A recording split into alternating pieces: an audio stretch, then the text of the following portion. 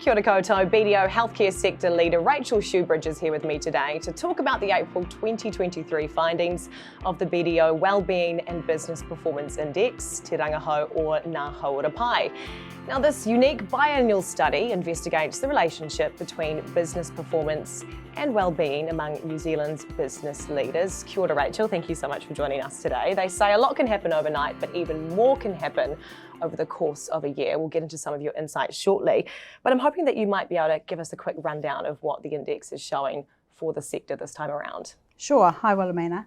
So what we've found this time around is that the healthcare sector leaders scored 62 out of 100 in the WHO 5 index. That's an increase of 2 over the last since the last survey in October 2022.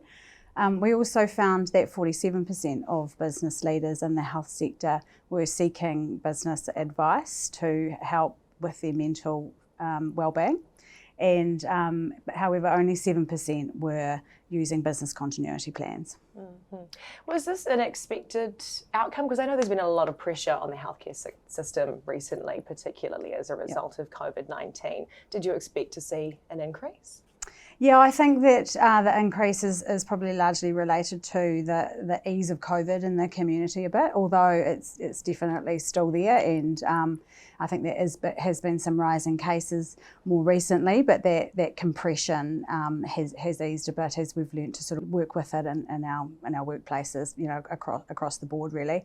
However, the healthcare sector leaders in the next 6 months had a lower outlook for their well-being, and that's not surprising as we head into winter with probably quite a stretched and already tired workforce. How can people actually ease that pressure?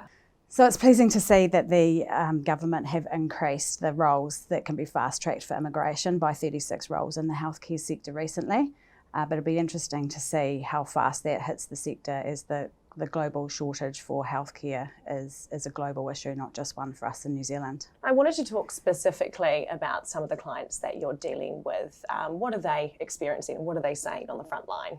So we're seeing some merger and acquisition activity in the sector as business leaders take advantage of some of the opportunities that are out there. Specifically, what are businesses actually doing? So we're seeing in the primary sector a little bit of consolidation happening, and also groups of doctors getting together, for example, and buying an MRI machine, importing it and setting it up so that there's a bit more supply into the market. Is that something that had previously happened before? Because it seems like quite an innovative and resourceful way to actually do things. Yeah, it was there before, but it's probably happening. We're seeing more and more of it happening at the moment. Yeah. Now, given that business financial pressures, they're a key cause of this negative well-being, can you give us a bit of a run through around your tips, your insights for business leaders in the healthcare sector as they navigate this, particularly looking forward to the next 6 months, which I know is going to be a bit challenging heading into winter? Yeah, so business continuity plans are really important, and also dovetailing that in with your cash flow and scenario planning. It's also a good idea to review any investments and prioritise those accordingly. Make sure that they're fit for purpose and are they meeting your business continuity needs and digitalisation. And what about where people can go to seek further support? I know that oftentimes get a bit challenging, and sometimes it's always great to yell out for the people around you.